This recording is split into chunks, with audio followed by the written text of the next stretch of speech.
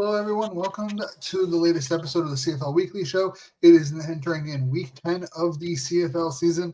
It's myself alongside Coach. No Blake or Cole this episode. Yay! So get ready for a lot of quick jabs, a lot of funny jokes. Enjoy Coach smoke his cigar if you're watching. If you're listening, well, you should probably head over to YouTube and watch the video. Coach was talking backstage. He has a funny story to get us kicked off about last week's games, particularly with the Ottawa Calgary game. So, Coach, kick it off. What's this? What's the story that you got to talk about? Bro, I got into a car accident when PJ threw the interception. Well, clearly not a serious car accident because you're here. No. I'm glad to hear that. Bro, no. They were on when Calgary was on that drive, and it was terrible. It was, oh my God, it was terrible watch. I was like, come on, PJ, he's throwing in double coverage. He's trying to make throws that characteristically, okay, the window is there, but you shouldn't have done it because you don't have your ace receivers, right? So I'm driving, me and the boy going to go play putt-putt golf. We're going to a little golf course. And all of a sudden, I'm about to get off the freeway. The moment he threw that interception to Amari Henderson, motherfucker hit me in the back of the car, in the back of the car, and I was like, "Oh fuck!" So I had to get out. Almost got into a fight. Legendary, just fucking legendary. PJ, the game. That game was terrible to watch. I mean, depends on who you ask. As a Red Blacks supporter, it was a great game to watch. About time y'all had a game that actually was good to watch. Yeah, I mean, that defense played great. Oh, yeah. Three interceptions, including a touchdown return for it. And, I mean, Drew Brown in the offense played great. A little too conservative for my liking in the second half, especially, like, late in the third into the fourth. But, a win's a win. I'm not going to sit here and complain too much about that, but at the same time, they're missing their four of their top five receivers. Dominic Rhymes had like 4 catches on like 14 targets or something like that. Like he was targeted a lot, rightfully so, but 4 receptions on 11 targets. So not the... Wait, 4 receptions on how many targets? 11 targets. That's not even a good percentage. No, that's like 39%. Yeah, 30, 32, 39%. Something like that in the 30s. Yeah. So I mean, hey, he had 100 yards and a touchdown though. So, but okay, good for the numbers. But let me say this about Ottawa first. Ottawa, while the offense was what it was consistent. They took care of the ball. You got to give them credit there. Drew Brown, was it? I think was it Braylon Addison that had the big game? He had like 2 touchdowns. Braylon, or it was Justin that had 2 touchdowns. Justin. 2 touchdowns. Yeah, like he couldn't stop it. He couldn't. And the secondary let me down. I thought it was going to be a fun game to watch. Their secondary go up against their receiving core, and it was just overpowering. But that's what you want to see from Ottawa. You want to see them overpower you. You want to see them cut you by 1,000 paper cuts. A little more quicker pace would be nice. But hey, take what you can get. I'll give it to y'all. Hats off to y'all for the W. I'll give it to y'all. Yeah, I mean, I think the big thing is the fact that Dedrick Mills and Ludovic Choquette, I don't know how to pronounce that last name. Mm-hmm. 11 carries for 21 yards from the running backs. Mm-hmm. That's huge. That forcing PJ to throw the ball 37 times. I mean, yeah, you guys they were down 17-3 heading into half. Yeah. But still, you force them to throw 37 times. And I don't care how much NFL experience you have as a quarterback, jumping into a CFL game is completely different, especially considering the fact that you're missing 4 of your top end receivers. And it's not knocking the receiving core that he had. It's just there's levels to how you play. There's levels to a receiving core, and he got the BC squad. It's just what it is. Yeah, and I mean, those games happen. And I was impressed with PJ. I'm not gonna lie. I think he showed why he had NFL experience. Like, he has a good arm, his ability to move out of the pocket. He showed why he had NFL experience, why he played well in the XFL. I would have liked to see him with probably a more competent offense. Even if it was just Alfred and Phil Pod, or even Barnes and Alfred, or give them two of those four guys that were hurt. Oh, it's different ball game. Like completely different ball game. But good on William Fields on creating a game plan defensively that forced him to throw the ball. Surprisingly, he only had one carry too. He had one carry for 12 yards. Yeah, but you gotta give it to William Fields though. I mean, and it's not that coach can't dial up a really good game. It's just sometimes you meet your match as a coordinator. Yeah. It's not that he's not I'll never sit there and say a coach is not competent. Well, there are a couple. There's a couple. Let's be honest. There's a couple. That's why they're where they are. But exactly. But in Ottawa's case, they have a really good staff, and sometimes you're going to start out 1-5, 1-4, 2-2, 3-5. How are you going to respond as a team, and how are you still going to call the same game that you would call if you were undefeated? You know what I'm saying? Are you going to do the same thing like if you were 7-1 like the Riders? You got to call your game, and he did that very, very well. So I want to see more of that from them, much more. Yeah. Big game this weekend.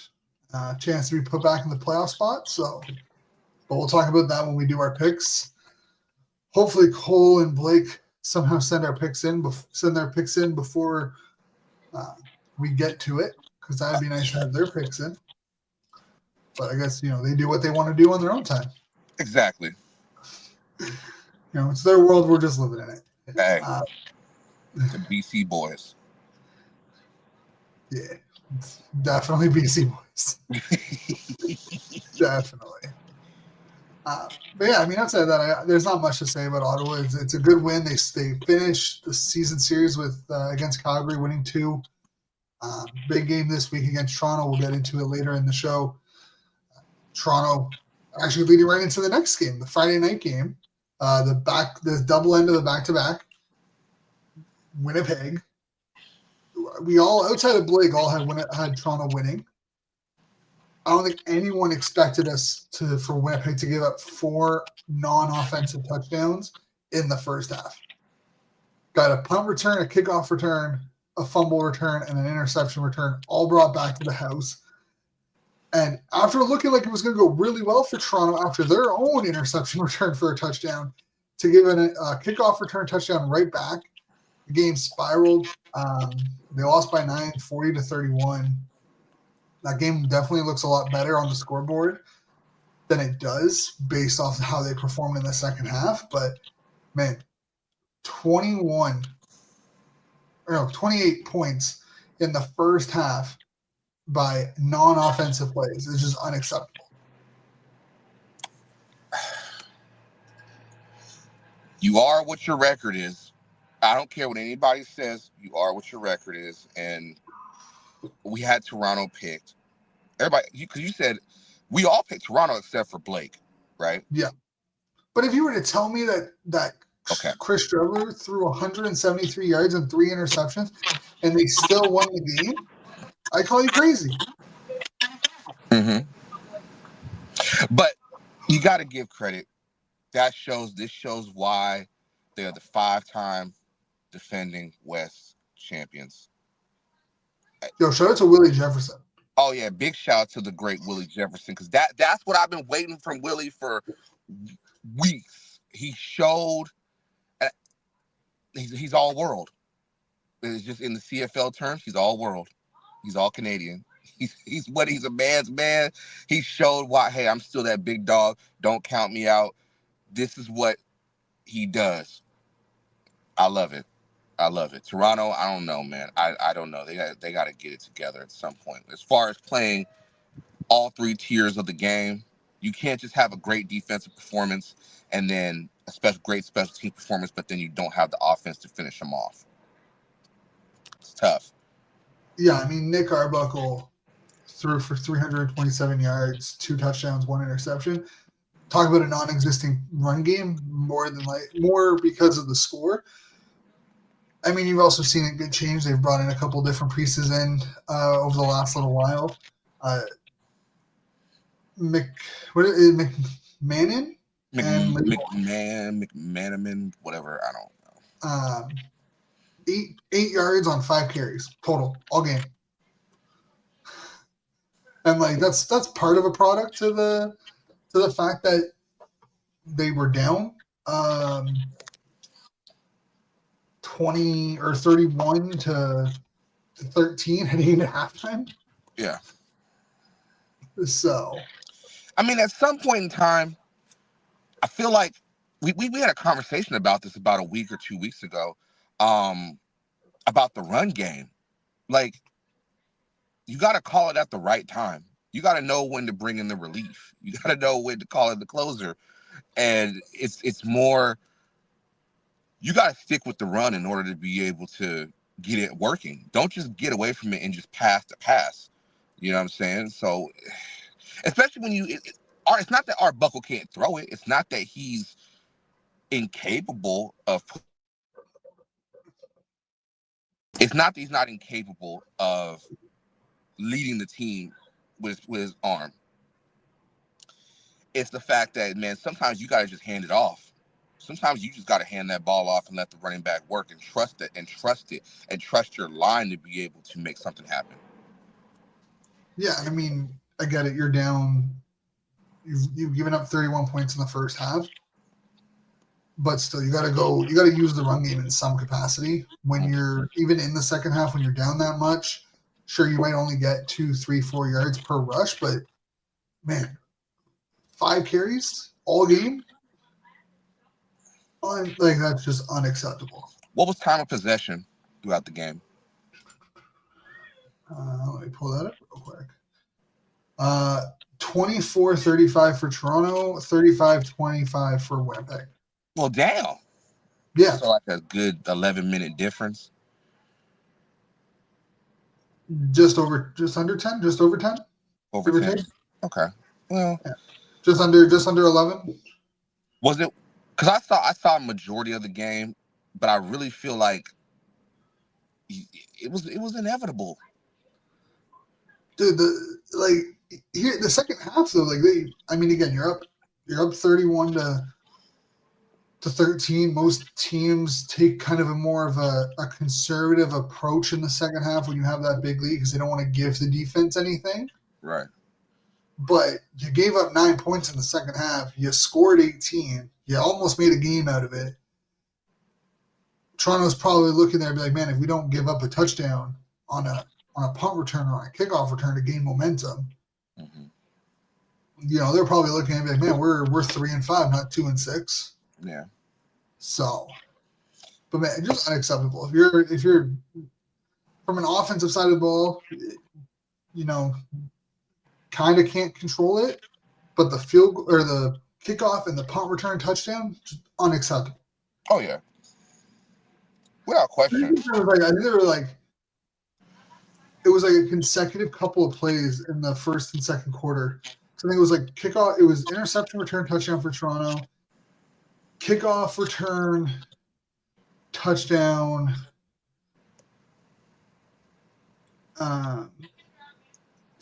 For Winnipeg, a 2-and-out, and then a touchdown for Winnipeg. Like a Strebler rushing touchdown, and then it was a field goal, and then a touchdown. It was basically almost like every other drive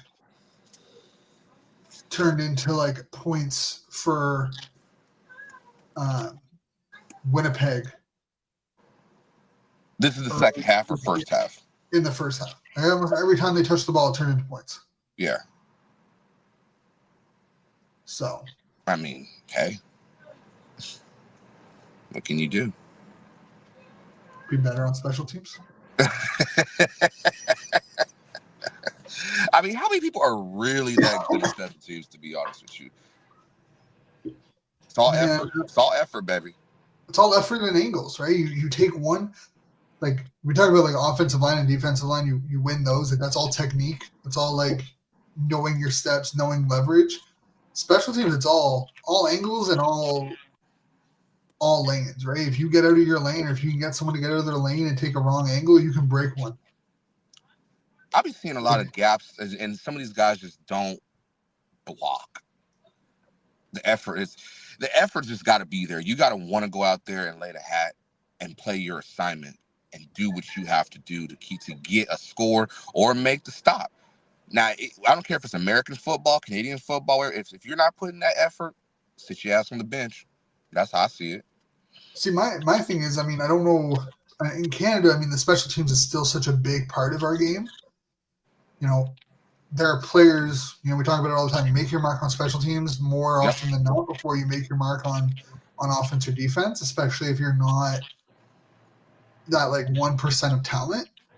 But it feels like with the NFL not really caring about special teams the same way, it seems to have created like a trickle-down effect that like, especially even in college, special teams kind of seems like an afterthought. Mm-hmm. Is that something like in the States that you're seeing of, or am I just off base on this based off of the high levels? Well, we're focused on more safety. It's more on safety. It's more on trying to limit concussions. So that does take away a lot of the flair and laying the hat type of hits that you used to seeing. So a lot of guys and players that I've talked to, they're just not as enthralled with having to go out there, because then you have to wait. You have to do this. You got to be more precise. It used to be back in the day where you could just send that one dude out there who you know is gonna make a difference on special teams. He's a headhunter. He's the Goldberg of your defense, or not your defense, but your special teams. And he just go out there, put his head down, bust you in the chest, walk off the field. Now it's hard to game. It's hard to game plan on special teams. It's hard here in the States because you don't want to just send guys out there and get hurt. It's just that simple. There's so many damn trainings we have to do that I had to do to learn about you already know about concussions, but all the protocols and this, that, and the third. It's like, well, damn, I don't even want to coach special teams no more. No, that's fair. That's 100% fair. I mean, you guys have the fair catch rule all the way down, right? Like that fair catch rule is Yep. through and through Yep. for you guys. Yes, sir. I hate it so much. Bring the halo in. I think the halo would do so much wonders for special teams in the States. You know what?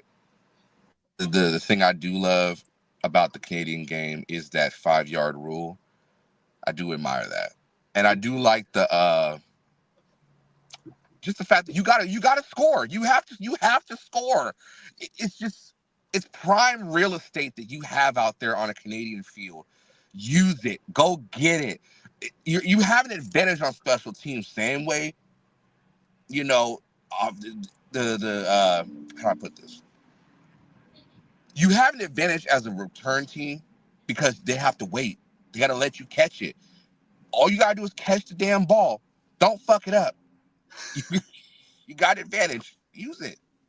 Well, this kind of goes into the next game because we saw it in the next game. Hamilton-Edmonton. Hamilton comes out 28-24 winners. Edmonton drops to 2-6. Hamilton improves to 6-2. Mm-hmm. Bo Levi is looking like the front runner, like he should have been last year. He is now the front runner again for MOP. Putting up ridiculous numbers, almost 2,500 yards through 8 games. Fantastic year so far for Bo Levi. Mm-hmm. But we saw it again in the Edmonton game, the Edmonton-Hamilton game, where Grace, the punter for Edmonton, recovered a punt because Hamilton's kick returner didn't pick it up, let it bounce, and just stood there when everyone was around him. Like that's just smart heads-up football, knowing the rules in this league. and taking advantage of it. And I think we saw it, I think it was last week, we saw the onside kick, or the onside kick, or the onside player on a punt with the same thing. If you have the onside player, and I think it might have been Hamilton actually last week where they did it. They had the onside player who could have recovered the punt if it wasn't caught in the air. Those are the only two that don't need to worry about the halo. Man, will they stop putting dudes in the game that don't know the rules? Can we please? This is like the third time since I started watching Canadian football that a dude did not know the rules. I blamed it on the staff, but I also blamed it on the player. Like, you got to know the rules and but you got to put them on the game and let them know. Catch the damn ball and just go. Damn. And if you're going to let it bounces once. One bounce, and you get downhill. Like, I used to love seeing how Tyler Lockett, when he played for the Seahawks, he always caught it in stride, got up under it, and he would get yards. I can't stand watching dudes just stand there. Where's the ball? Where's the ball? Where's the ball? Oh, right here. Boom. Got it. No. Give yourself a chance to get downhill and go. You have the momentum. Go. Don't. I think it's because you're also not, people aren't being taught how to catch a punt or a kickoff with momentum, because especially the American returners, because it's so stagnant. Yeah. Because you watch Chad Owens when he really broke on the scene, Speedy B, those guys were running underneath it. That's why they had the ability to make guys miss, create those lanes, because they were very rarely do I remember watching those guys just catch it standing still. That they were catching it, they were moving, you were trying to hit them as they were trying to avoid you, and they weren't coming out of a break. They were coming at you with momentum. You just don't see it very often anymore. No, because there's no more specialists. They're just throwing receivers out there, throwing anybody out there. It's weird.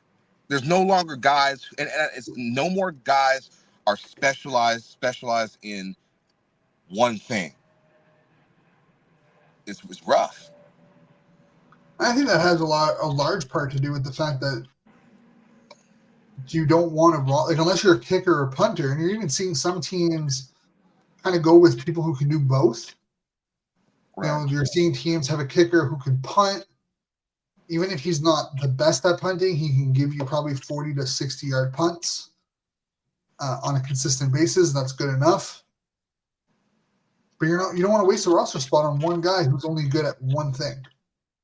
Okay, let me ask you this question. At least in that regard. Well, let me ask you this, because we don't. First, let me say this about the game. That was Hamilton's game to lose, but it showed their resilience. There's a difference in it's your game to lose. No, they had the resilience. They're showing why they're the top of the class in the East right now. Bo is playing out of this world. Let's give credit where credit is due. Bo is playing like Bo that we know. That rhymed. He's playing. They're balling. They're doing really good right now, and it's going to take a lot to knock them off right now. They've got great momentum. They're playing. Their defense looked all right. It wasn't like the best that I've seen a Hamilton defense, but they're playing at a pace where they can actually keep the offense in play. They can do their job, and I can't knock them. Edmonton.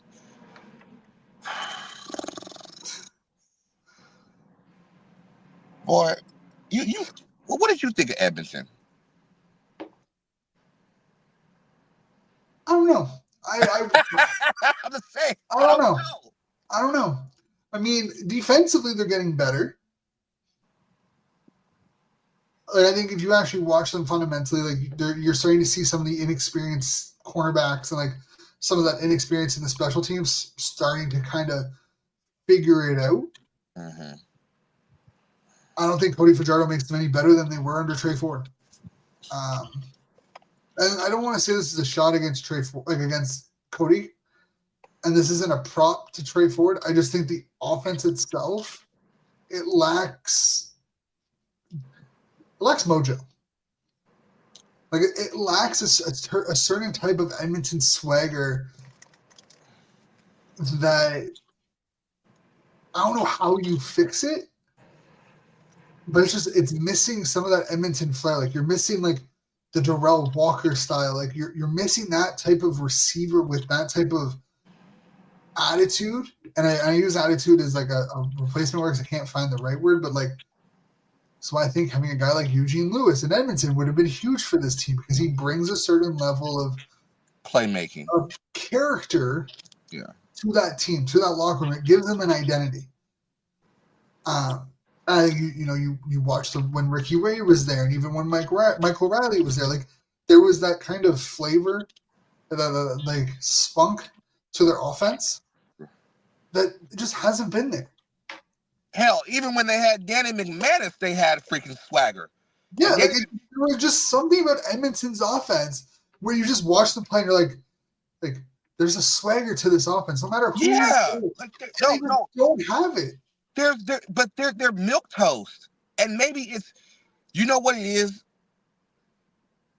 I think we got spoiled a little bit when Jordan McKisnick was the OC in BC. I think we got a little spoiled as fans of the game because it's not an aerial assault. It could be. Cody has the arm for it, but they just lack. I won't say they lack the web because I like Dunbar. I do like Stevens. I love Steven to death, but they're missing. You got to have big playmakers to go get the ball. And that's what they're missing is these big, because it's not every day you have a Justin McInnes, a Dominic Rhymes, a Lucky Whitehead, dynamic ass players. Throw it and go get it. That's what this offense is missing is a playmaker. They're trying. This team is missing their Deron Carter. I'll be very honest. Like, yeah, the style of player like Deron Carter was like the high wire, the high wire, high energy, the showboating. We're like, I am the guy. Mm-hmm. I'm always open. If I'm clicking, we're gonna win. They don't have that anymore. Like it was the same thing with like Darrell Walker and Fred Stamps. Like these guys, they've always had receivers where they just had that persona of like, if I get going, we're winning. There's nothing that's stopping us. And they just don't have it anymore. But every team goes through that at some point in time where they don't. You kind of got to make chicken salad out of chicken shit. Yeah, but when it's it feels like with Edmonton, and because they've had such a long history of it over the last 30 plus years, it's noticeable. Now that they don't have it, it's so much more prominent because you're so used to having that type of offensive swagger, and they just don't have it. It's a damn shame. Because and if a guy's gonna bring it back, it's Ed Hervey. He'll bring it back. He was there when they had it. He was there when Michael Riley was there. If there's a guy who'll bring it back and who knows exactly what that swagger is that this offense needs, it's him. He'll bring it back. It's just. Are you making? Are you? Yeah, but you got to be careful. You got to be careful with that because what his image of the team is it the image of the future or is it the image of what he had? Yeah, and you also need to find the right one because not everyone's going to work. Mm-mm. Right? You got to find the right guy to fit what Jordan is going to call. Yeah. And Jordan has to adjust his system to what he has because you don't have what you had in BC. Obviously, you were spoiled a little bit. You made greatness out of that. Oh my God! Well, this is kind of the thing with Edmonton or why Winnipeg continues to have success. Kolaros is a great quarterback. I would have loved to see what his career would have unfolded like if he didn't have his injuries when he did with Hamilton and Saskatchewan and Toronto. But they also have they can move on from Kenny Lawler and be fine because they have those type of receivers that fit their offense. Right? Nick Dembski isn't the emotion that they showed. I think this is Curly Giddings Jr. is a great receiver. Steven Dunbar is a great receiver for their role. But they're not that raw emotion receiver. They're not. Well, like look at Toronto last season. Makai Polk, he's high wire. He was the emotional. We need to go get it guy right now to go make a play. Throw it up there, Chad. Throw it up there, Nick. Throw it up there, Cameron. Like just throw it. Hey, we saw it in the Grey Cup too. We saw it at the Grey Cup. Like, shit, 15, go get it. And that's what this offense needs. Curly Gittens, not knocking Curly Gittens. Curly Gittens, good player, really good player. But it's not his role. It's not his skill set. It's not what he excels at doing. Not everybody is built for that. No, he's a solid 2 or 3. He's probably a high caliber 2 or 3 receiver. Okay, I'll put it like this. Let me put my cigar down. Everybody ain't meant to be a superstar. That's what folks need to understand. You're not 100%. Everyone is not going to be Jordan, LeBron, in baseball terms. Everybody ain't gonna be Shohei Ohtani. In hockey terms, ain't nobody gonna be. God, name somebody for. There's so many hockey players. McDavid, Crosby. Yeah. No, but everybody's gonna be him. But if you play your role to the best of your ability, you will get the recognition you deserve because you're doing something nobody else can do. But everybody want to be the superstar. Well, that's a lot. And we've seen a lot of guys crash out and burn and not be able to, they got paid, but they ain't able to sit there and live up to the expectation. You got to be realistic with yourself. So you can't just put a square peg in a hole. I done tried that a few times in my life, but that's beside the point. Yeah, I mean, I think, and there's plenty in both leagues and in college, there's plenty of examples of guys who want to be the best and want to be the superstar. They want to be receiver number 1. Yeah. But Tyler Lockett's a perfect example of someone who is was a very reliable, durable, sure-handed receiver. But I don't think anyone would ever put, Tyler Lockett as a number 1 receiver. No.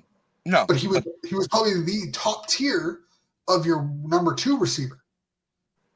Right? I think people need to realize that there's tiers to these things. Just because you're a number 2 receiver or a number 3 receiver doesn't mean you're bad. No. Doesn't mean that you're lesser than the number 1 or the number 2. Each position and especially a receiver. I find receiver is the big one.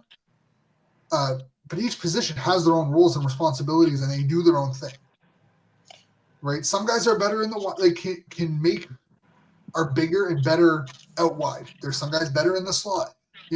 Wes Welker's a prime example of it. You put him out wide, he's going to be a non-factor most of the game.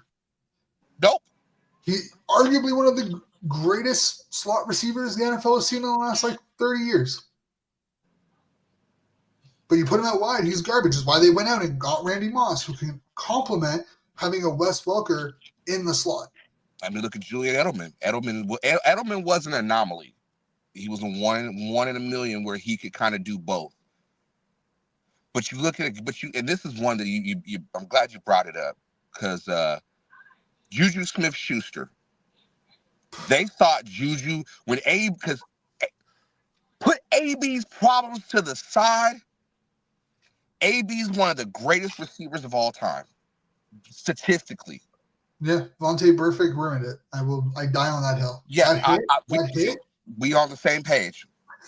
That hit ruined Brown, and he won't admit it, but that hit is what caused a lot of this, in my opinion. And Vontae knows he did it on purpose. But my point is, when AB went crazy and AB left, everybody they were hyping it up on ESPN. Juju's gonna be the next great Pittsburgh receiver. Juju was garbage. I never got on the Juju hype train. They try to act like because he was 19 in the NFL and he was next. No, Juju cared more about doing TikTok dances than being the guy. You can't just put any young guy as a 1 and expect him to do what AB did. or do what any other one would do, because there's a maturity, there's an understanding of coverages, there's an understanding of how to do certain things as a number one receiver, because there's going to be games where, dog, you're getting game planned against. So in Edmonton's case, they don't necessarily have a one. They've got a bunch of twos, but they ain't got no ones. No. It's different when you got a one. Oh, it's different, because then the one can be a decoy, and the 2, 3, 4 can get off.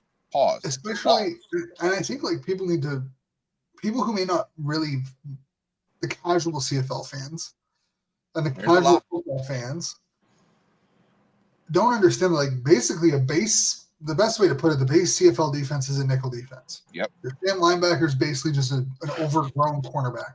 Yeah. Like, that's just the way it is. You're more than likely going to have your number one receiver, very rarely, if he's a true number one, is going to have some sort of safety help, because you're probably playing him on the weak side. You might have some safety help, especially if he's like a true number one. Yeah. You need those 2s and 3s who can create separation and win their one-on-one man battles and find the soft spots in the zone. But when you don't have that true number one, you basically let that safety do, like that free safety, because we don't have a strong safety, that free safety do kind of whatever he wants to do if you don't have someone who's requiring his attention on 50% of the snaps. Because a lot of it, you're going to see a lot of single high. You're going to, and that's what I don't get. You're going to see single high so much that, you're going to bring him over. You're going to have him help. It depends on if you're playing pattern, or if you're playing zone, or you're playing man. But if you're playing pattern, then okay, we can kind of make it work. But if you're playing man, just beat your guy. Yeah. Just beat your guy. And like this, although they're secondary, credit to them, they're not getting beat off the line that easily anymore. No, they're not. But again, I said it a couple of weeks ago that at the time, like when they were going into against Ottawa, their offense was basically Bo Levi chucking it up to Kenny Lawler. Kenny Lawler was their offense for like a good 3 weeks. Now, over the last 2 weeks, Keandre Smith has basically been able to, and this is what we talk about, having a true number one. Mm-hmm. Kenny Lawler is that guy. And my biggest knock on Kenny Lawler was his availability. He hasn't played basically a full season. He has always consistently missed 4 to 6 games a year. But healthy Kenny Lawler is the number one receiver in the league, because he does things like that, where he can have a game where he only has 28 yards on 4 receptions on 6 targets, but it allows guys like Keandre Smith and Tim White to have explosive games and make an impact. Bridges, when is he coming back? He played. He had 2 targets and 1 reception. But I think that's a cold drop-off. I think they're trying to ease him back into it based on timeline. I wouldn't be shocked, because I don't think he's played a lot of snaps to begin with. So they're trying to keep him fresh for the long stretch. Yeah, I think they don't want to they don't have to overexert him. He's probably their 5th receiver. Like, he's been getting a lot of that wide out spot, and like they're not trying to put him in a position where he might have to injure himself. Yeah. Or he might injure himself. Because I mean, again, we had it last year. Jamar Bridges was the beneficiary of teams looking at Keandre Smith as a number one. And now that you bring in Kenny Lawler, Tim White has started to kind of solidify himself as the number 2 and actually kind of take ownership of the role. I think early in the year, he kind of struggled adjusting to the fact that he wouldn't be number 1 anymore, and like the offense wasn't running through him. Keandre Smith took some time, because when you bring in a guy like Kenny Lawler, everyone kind of bounces back a little bit. So yeah. But what was your question before? Was that your question before you wanted to talk about the game, or do you have another question? No, I got no. I totally forgot the question now. That's not shocking. Yeah. Good old. But yeah, I mean, hey, smelling salts are gone in the NFL. Well, they're gone. My understanding is teams are no longer allowed to provide them, from my understanding. They're going to keep them. They're going to find a way to keep them. My understanding is, like, from what I've seen online, and maybe I'm totally wrong, from what I've seen online, it's basically teams can no longer supply them. Players can still buy them by themselves, but teams will no longer be allowed to supply them, keep them on the sidelines, and whatnot. So you would have thought they were Percocets. God damn. We gonna shoot you up in the foot. We gonna shoot you in the foot with some shit you never heard of, but smelling salts, that's too far. Apparently, it masks concussion symptoms. That's why they've done it. I done had some smelling salts in my look. I don't want to be that. But back in my day, hey, it was far enough back. We can say it. Fuck. Back in our day. Technically, back in your day is vintage at this time.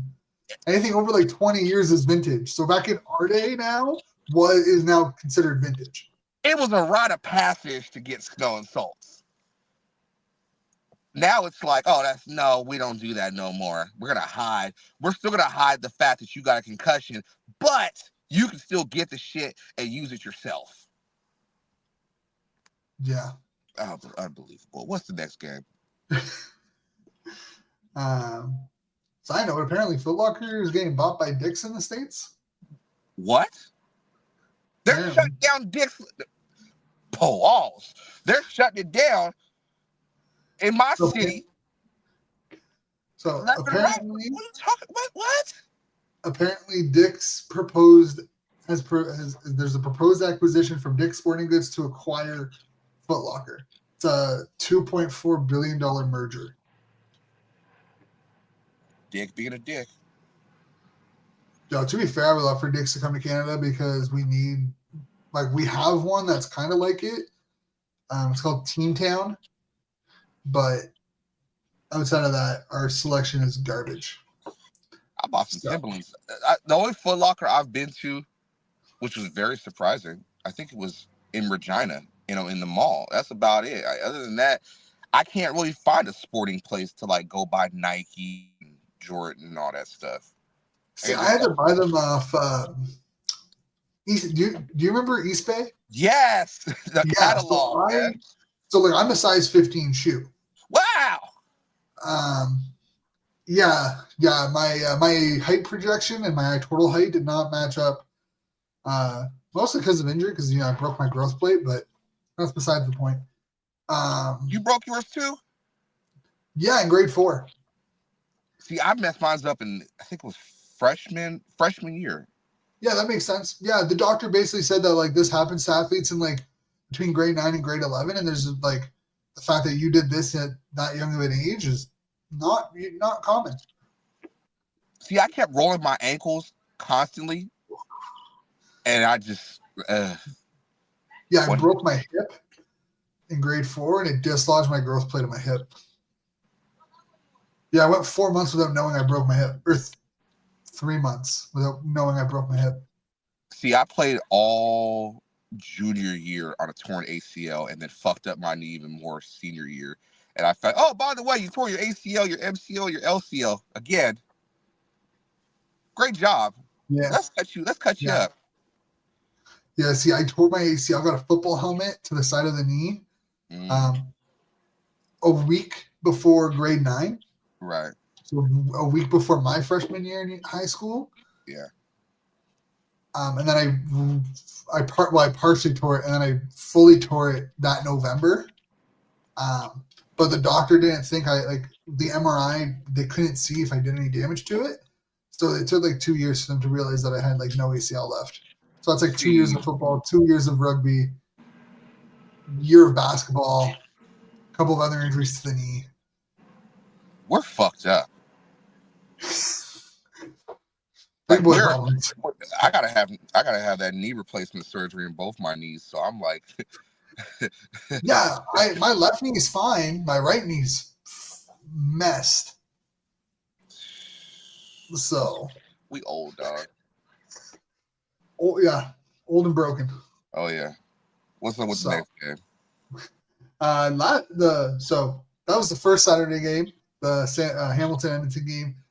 The second Saturday night game, these Saskatchewan Roughriders beating up on the Montreal Alouettes, 34-6. I figured it was going to be. I thought it was going to be over 10 points. I didn't really think Montreal was going to put up too much of a fight in that regard. I thought it would be like 10 plus points. I was not expecting a 28-point beatdown by Saskatchewan, though. I will admit that I was not expecting that.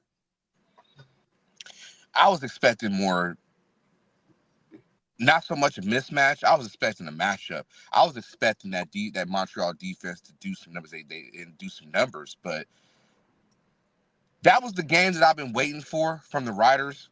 I've been waiting on them to actually put BTA belt to ass. That's what I was waiting for, and God, but the thing is, it's like I'm impressed, but I felt like they left some on the table still. They left a little bit on the table. Respectfully, they did.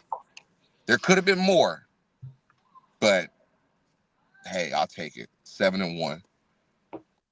Yeah, I mean, Trevor Harris goes 289 on 19 on 23, 2 touchdowns, 0 interceptions. Dante Myers came out of nowhere and have a 136-yard game, 5 receptions on 6 targets. Like, you know, Keyshawn Johnson, 4 receptions, 6 targets for 62 yards and a touchdown. But defensively, it was just again, it was just kind of a total team win. Like Montreal just got beat. McLeod Bethel Thompson looked like McLeod Bethel Thompson. You said it. I didn't. I've been a fan of McLeod Bethel Thompson. I've always thought he was a serviceable quarterback. But, like, Toronto doesn't win the Grey Cup in 22 if McLeod doesn't get hurt. Like, I've never been impressed with McLeod. I've always thought he was kind of like, he's the Ryan Fitzpatrick of the CFL, in my opinion. Like, that's probably the best comparison because at least Ryan Fitzpatrick was a capable starter. I don't think McLeod Bethel Thompson is a capable starter. He is a stopgap backup quarterback who can provide some relief in certain situations, but he's not a guy who's going to win you a Grey Cup. He's not going to be a guy who will dominate. Like, he had one good year, and then he decided to try his luck in the States. I know there were some personal reasons because with his wife and whatnot. Yeah. But the minute he went down to the States, I was just like, because he thinks he could do better. And that was my biggest issue is that, like, came across as like, I can do better than what I'm doing in the CFL. And it has been nothing since. It's just, should have stayed up here. Should stay your ass. I mean, I'll never sit there and fault a guy. Personal reasons. Do your thing. I'm not going to sit there and knock you for that.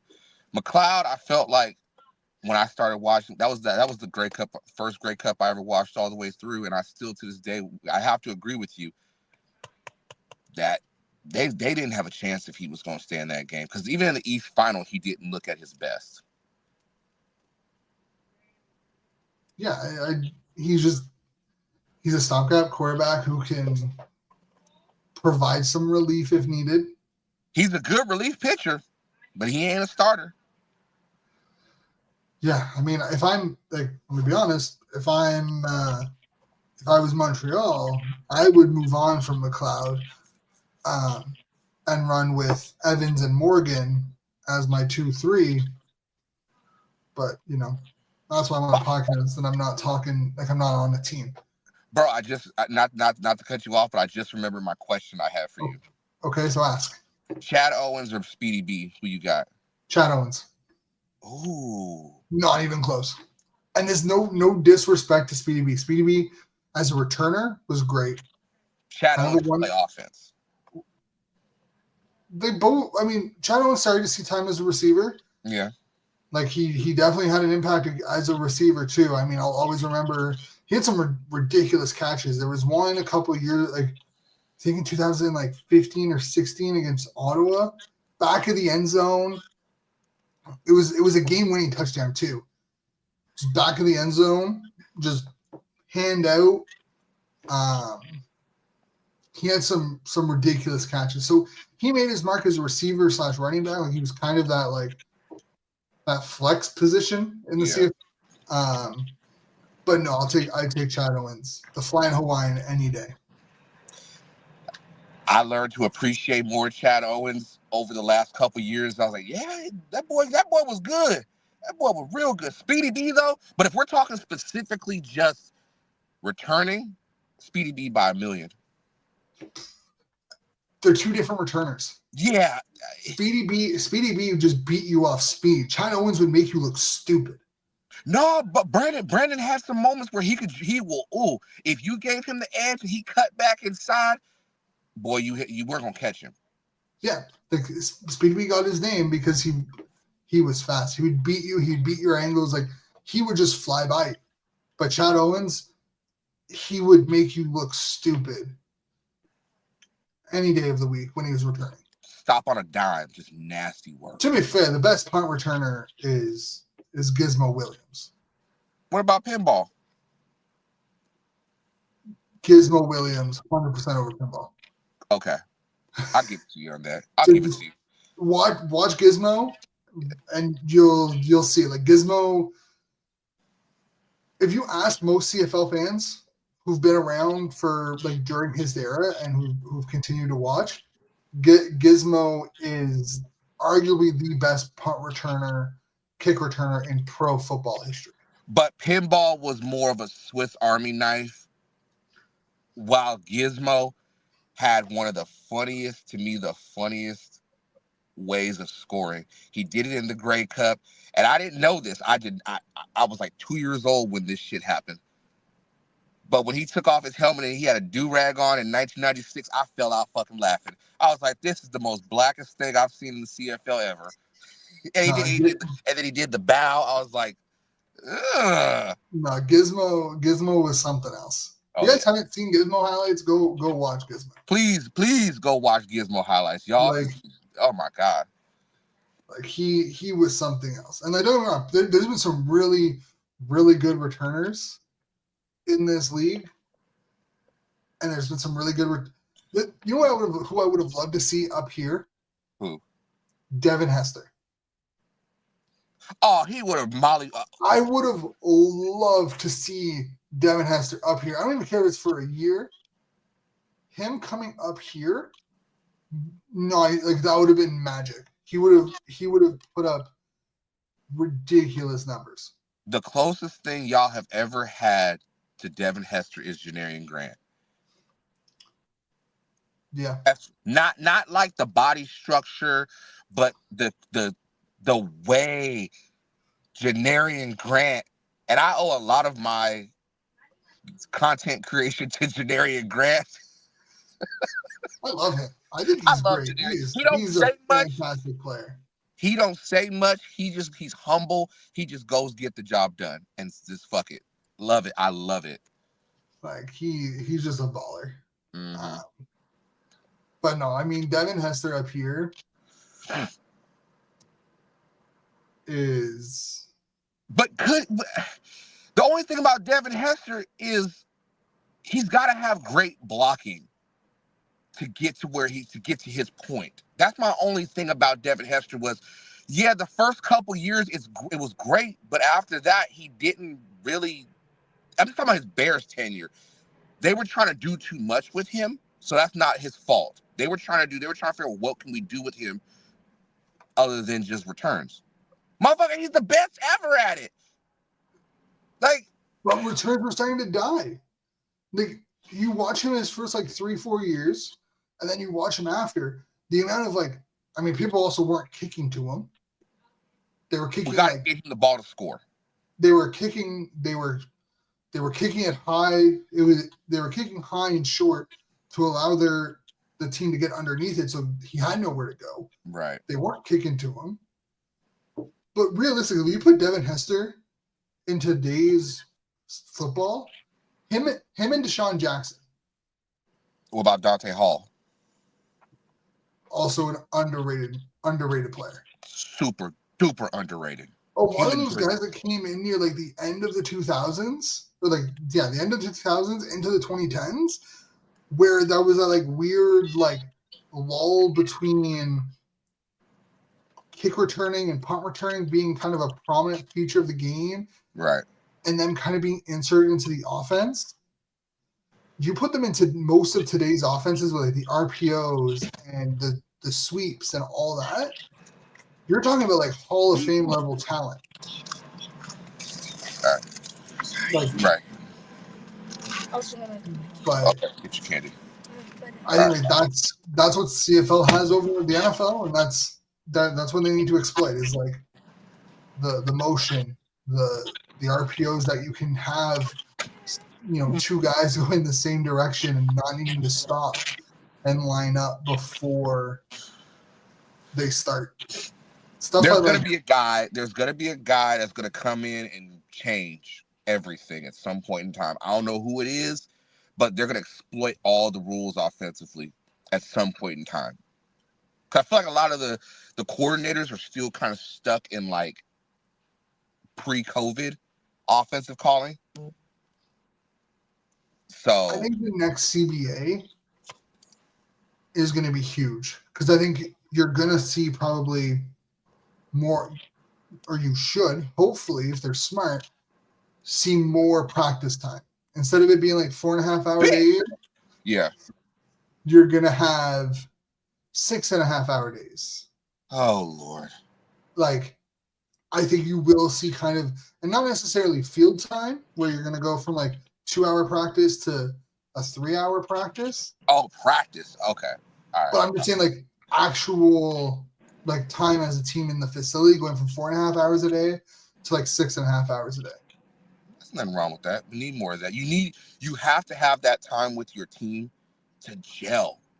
I feel like it's something that's missing in the CFL is because guys move around so damn much. You can't just pick and plug somebody and then expect them to do what they did in their previous place. That's my only thing. Yeah, and I think you're going to see the next CBA probably, you're going to go that, and hopefully they do like OTAs and whatnot. Like, you need, like, I know we give him a lot of crap for some of the how he says a couple of things, but the idea of like 4.5 hour days, the fact that like you have rookie camp, then training camp, and then preseason starting within a week. There's no off-season activities. If you want to be treated as the second best pro league in North America, you need to elevate your training and your preparation standards. Yeah. And I think once that happens, I think the offense and like the players who come up here will have a greater impact, and which should allow hopefully more fans to come in. And I know a lot of people, and I know you kind of got a bone to pick with him a little bit, but there ain't really nothing wrong with, to me, what Luke Wilson is saying. No, not at all. It's hold on. It's I get y'all. I get a lot of fans are prideful about how the game is, but don't be mad at the message. My uncle used to always say, "Screw the messenger. Did you get the message?" My biggest issue isn't the message; it's the delivery of the message.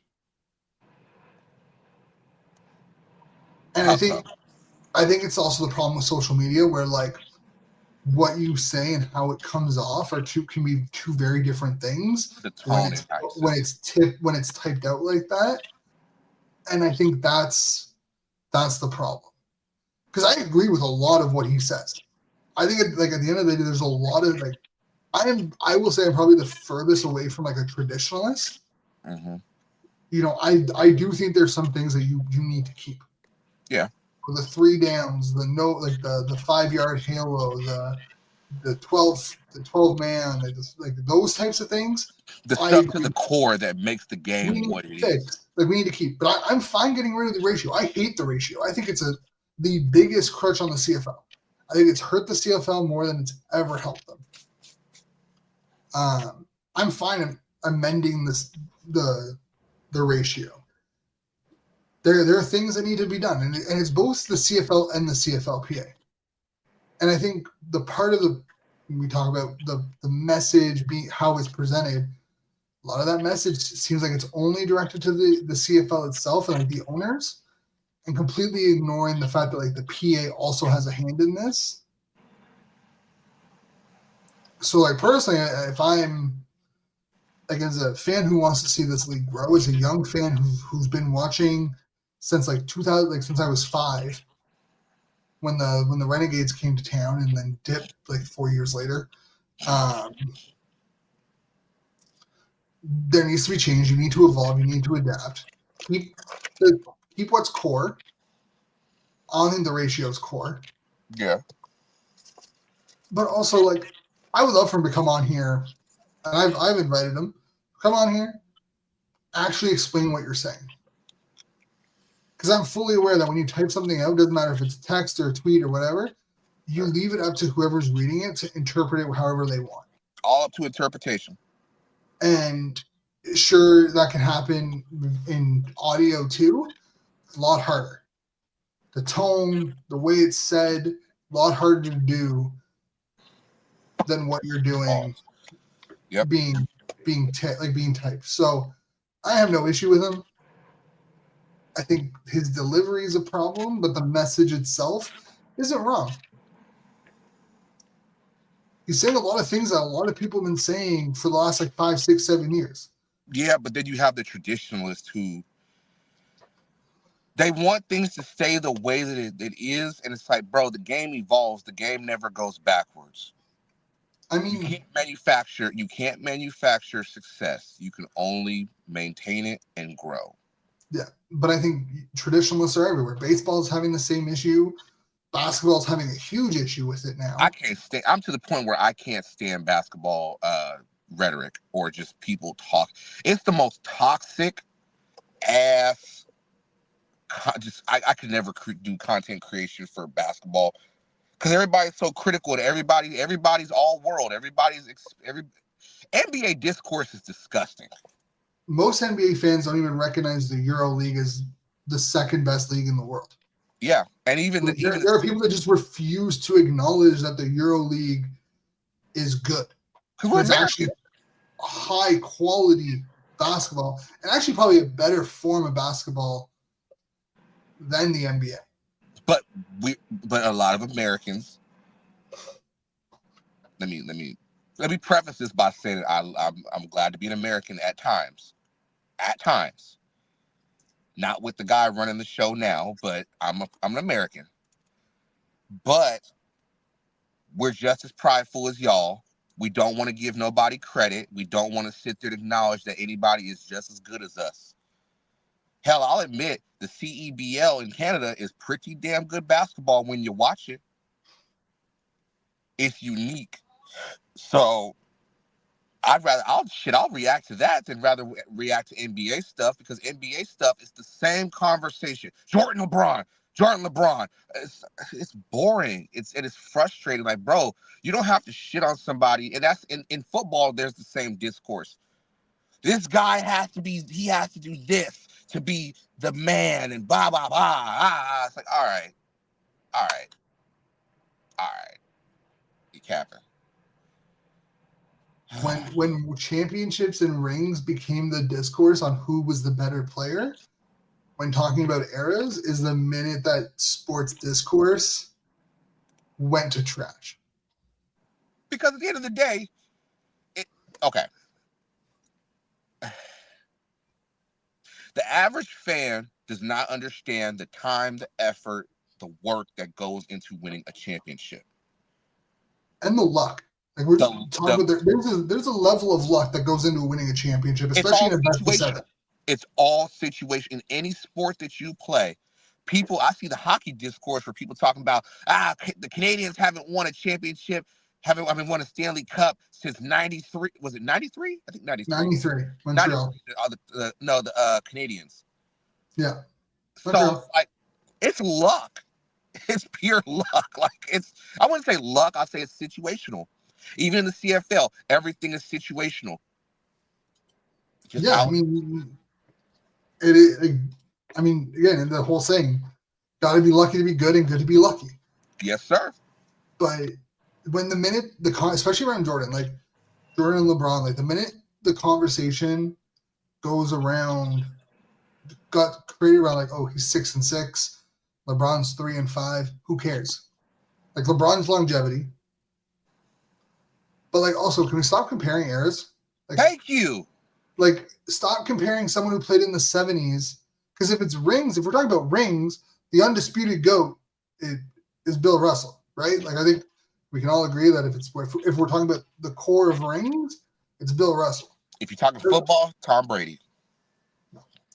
But is Tom Brady the GOAT? If you're looking at everything else, that's the conversation. Yeah, people want the context.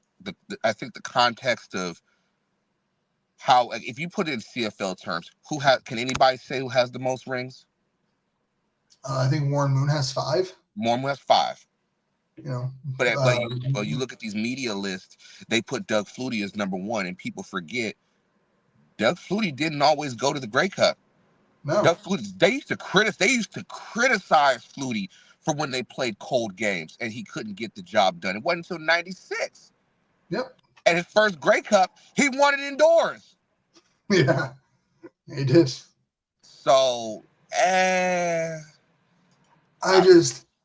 think the sports landscape really started to change when you started talking about rings, and they allowed I don't want to say the uneducated, because like that just sounds weird. I'll say it's uneducated. But like when they started letting casual fans have the debate about and use rings as the reasoning.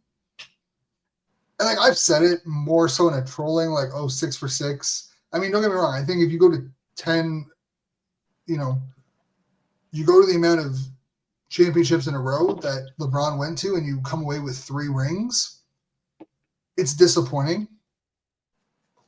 But I don't think that, is a legacy killer. But I think when you have the uneducated fans who don't look at just the rings and like the base numbers and don't look at, the eras or, the film, right? They're just looking at like the base stats. Stats can be manipulated to fit any narrative that you want, especially in certain sports. That's where the conversations have gone hill. You remember the discourse that happened with the Grey Cup, where I was like, can you claim Winnipeg as a dynasty even though they've only won 2? People claim Montreal is a dynasty and they won 3 out of 8. Like, realistically, there's been only one quarterback who has an above not just a 500 record, an above 500 record in Grey Cups, and that's Ricky Ray. Well, Ricky Ray, 4-1. Yeah, and Warren Moon won 5. Yeah, and I'm pretty sure he was only a starter for 4 of them. Mm-hmm. So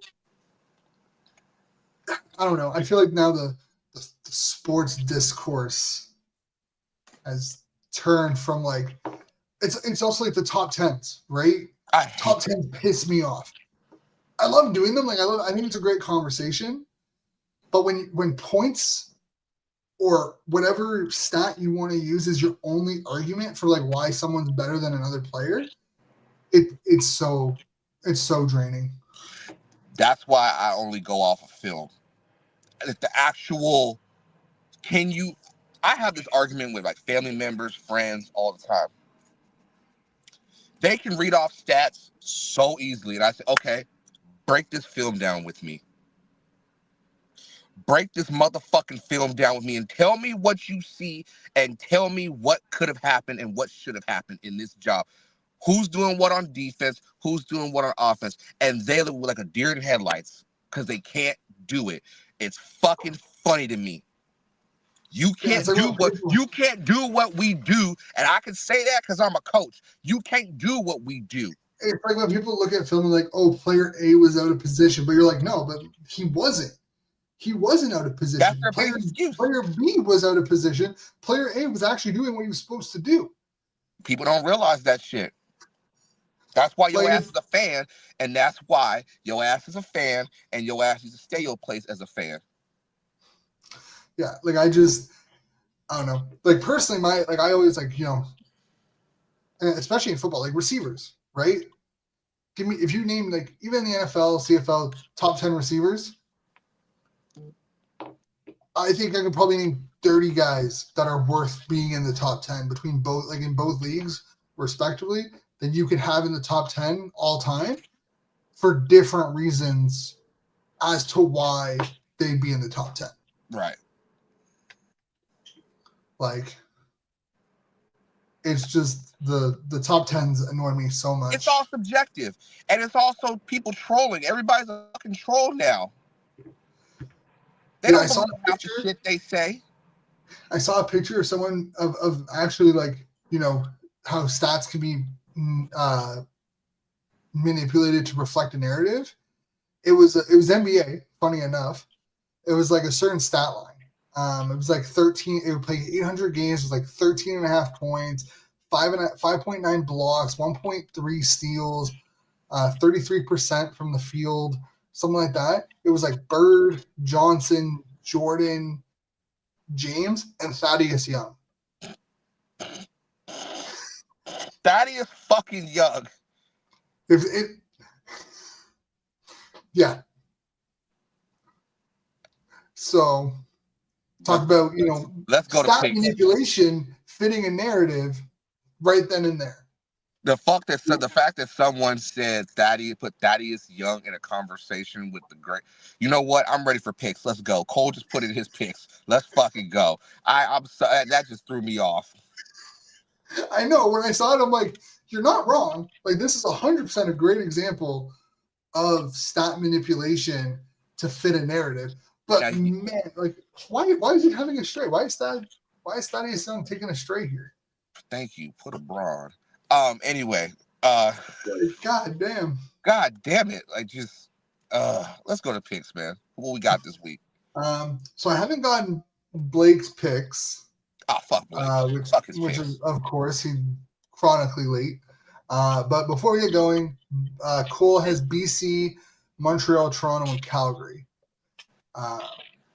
Last week's results were actually really good for most of us. And by most of us, I meant myself and Cole. We both went 3-1. You and Blake went 2-2. So, you know. How many games am I back of Cole? Just one. Because the only difference you guys had was the Ottawa-Calgary game. That motherfucker told us, oh, you don't want to pick Calgary, you're biased against Calgary, and then pick Calgary and they lay a fucking egg. Twice. Ottawa. Like, if you guys don't know last week's picks, I picked Ottawa, Toronto, Hamilton, and Saskatchewan. I went 3-1. Cole, same 4. He went 3-1. Blake went Calgary, Winnipeg, Edmonton, Saskatchewan. We went 2-2 with Winnipeg winning over Toronto. And then Coach Phil went 2-2. He picked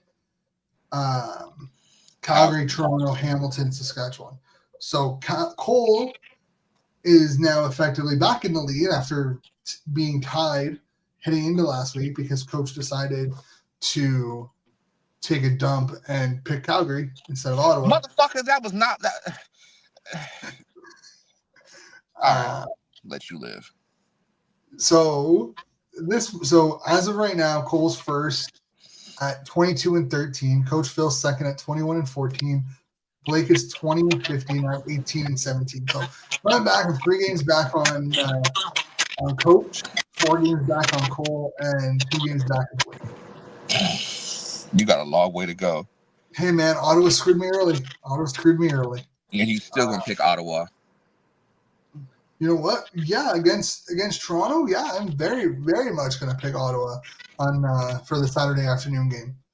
Okay. If you guys haven't been aware of, Saturday afternoon games are now on CTV, so you'll be able to watch them on CTV, TSN, CBS, CBSSN, CFL Plus, going forward. But the first game, a Thursday night game, BC again, Hamilton in Hamilton. Cole is taking BC. I'm assuming Blake's going to take BC. If he doesn't get me my picks in before midnight, I'm not putting him in the graphic because I work in the morning. Take the 0-4 automatically. He's going to be automatically. I'm going to put that in there. I'm going to be like, Blake, no picks by midnight equal 0-4. Exactly. But you go first on this one. I'm going to go with Hamilton. Both had exposed that secondary. I feel it. Bo's balling right now. And they just picked up Kevin Brown. So they're gonna get him in. He did put it. Blake, They put it in there. I told you I was, and I've heard you type it. But I mean, yeah, hey man, I'm not. He's had all day to put in his picks. All day. You could have put him in yesterday. he even told us, "Hey, I'm not gonna make it tonight." You could have just put it in there at that time. Exactly. Hey, no excuses here. Exactly. No excuses. Fuck Blake. So you're going Hamilton? Yeah, I'm going with the scam. Easter Pacific. Pacific, obviously. I'm not. No, I should be rude and just be like East. Ottawa. So you got an hour and 40 minutes to get his picks in, or he's going 0-4 and dropping down to last. He's gonna forfeit the week. That's a cold way to weasel him out of his spot. Hey man, he's had over 24 hours. That's not a personal problem. Picks at any point. Yeah, Cole is gonna go with BC because he's wrong. Thinking with his heart. I mean, I don't blame Cole. I mean, ride with him. I'm taking Hamilton. Again, I don't like that defense. The defense not that good. The way the confidence that Bo has, it just reminds me of when he was tearing it up in Calgary. Like, that's just how I feel. So Hamilton on this one. So hey, coach, you have your chance to get your game back. I'm gonna get my lick back. At least tie, hopefully. At least tie. Edmonton, Montreal. This one could be a doozy. McLeod Bethel Thompson versus Cody Fajardo. It's Fajardo's return to Montreal. Cody, God, no. Cole's picking Montreal here.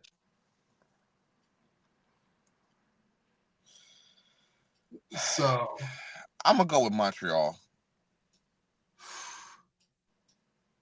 That defense ain't gonna lay eggs back-to-back weeks like that. But will that offense lay an egg? Shit, if they start Caleb Evans, they might have some hope. But he ain't no better. So hey. And how much does Cody come back pissed off and ready to go, right? Fuck, that's the worst part. He knows that defense. And yeah, and like, you won a Grey Cup there. They moved on. I'm picking Edmonton. I purely from the Cody Fajardo angle. I think he's going to come in there with a chip on his shoulder, ready to prove that, like, hey. And I would have loved to seen like this being against Davis Alexander, because I think that would have been a really good test for Edmonton. But Edmonton defense has started to play better. I think Cody comes in with a chip on his shoulder. I am going to take Edmonton in this one. Hopefully gain a game on some of you guys. Hopefully they don't bite me in the ass. Fuck. So that's your Thursday and Friday night game. The Saturday afternoon game, the 3:00 game, Ottawa in Toronto. Ugh.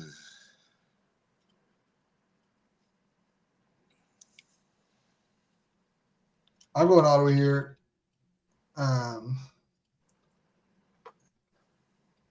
I think the last week was a very big confidence boost. Toronto was not a very good team.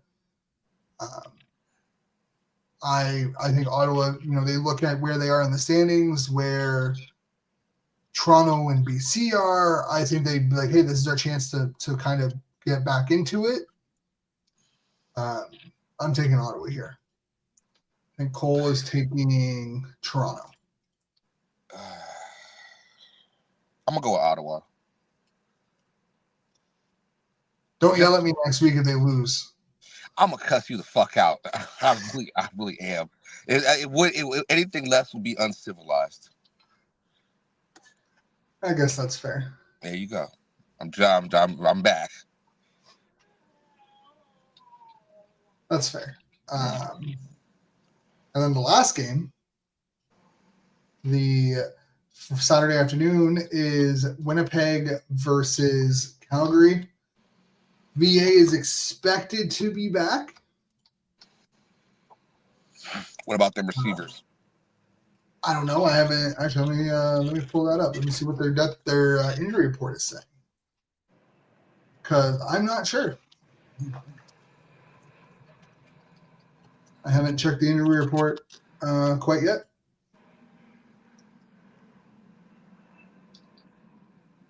Did they not put it up for week 10 yet? I don't think so. God damn.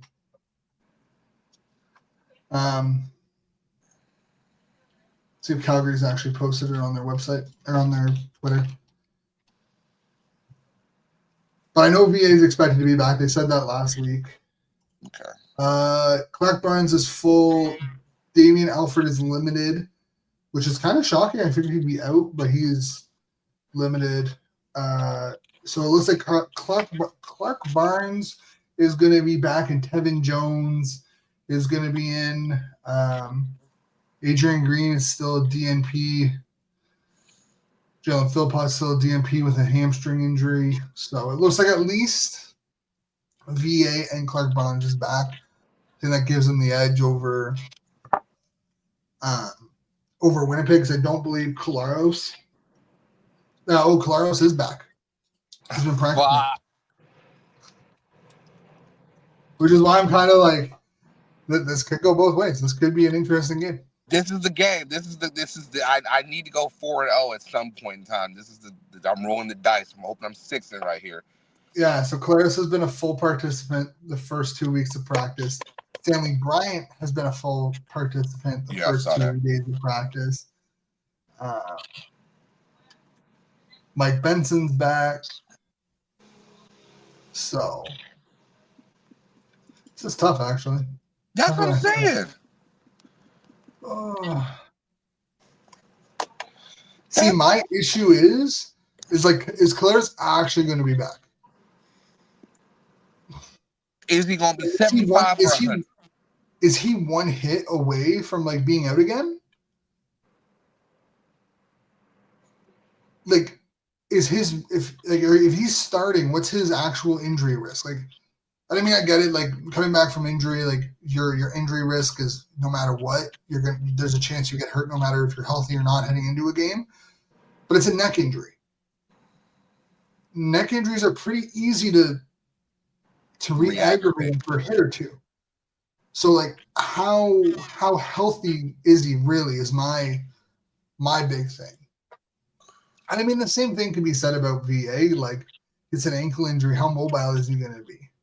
Right. I'm going to stick with Calgary on this one. I think if Barnes is back and VA is back, it gives him a little bit more. I can't. That's a hard one. This separates the men from the boys, in the words of Peter Griffin. So Calgary. So Cole is taking Calgary here. Fuck Cole. I'm just letting you know.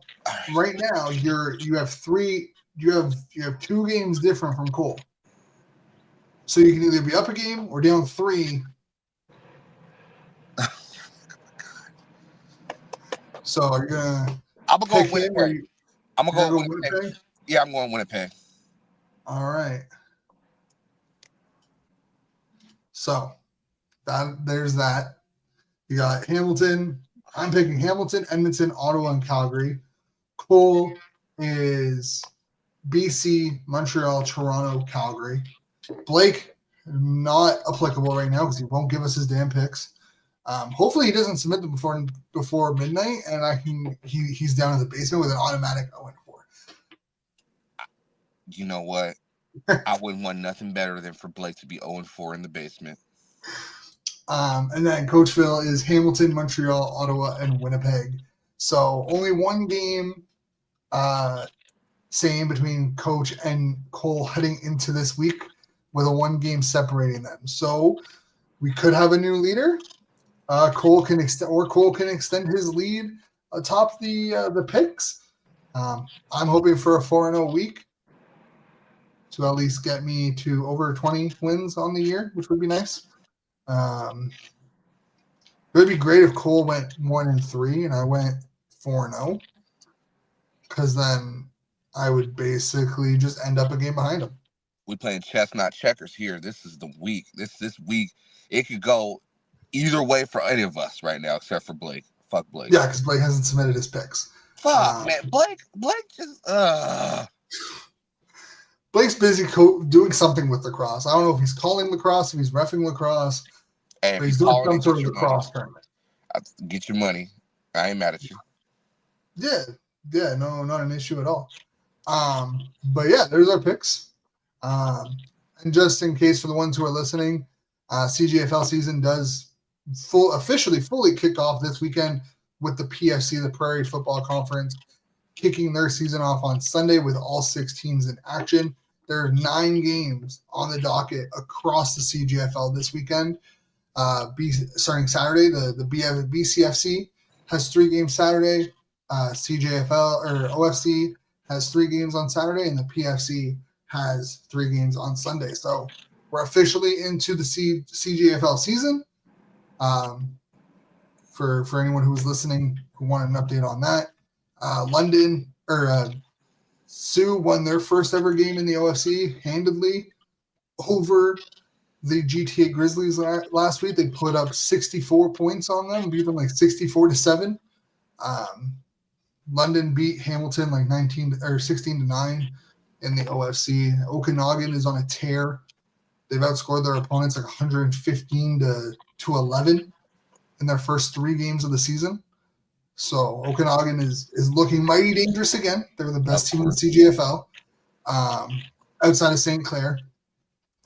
So yeah, and then for anyone who is interested, NFL season kicked off last week with the Hall of Fame game, preseason, and NCAA and U Sports are around the corner. By the end of this month, we'll have 5 leagues of football that we'll probably sprinkle in throughout this episode,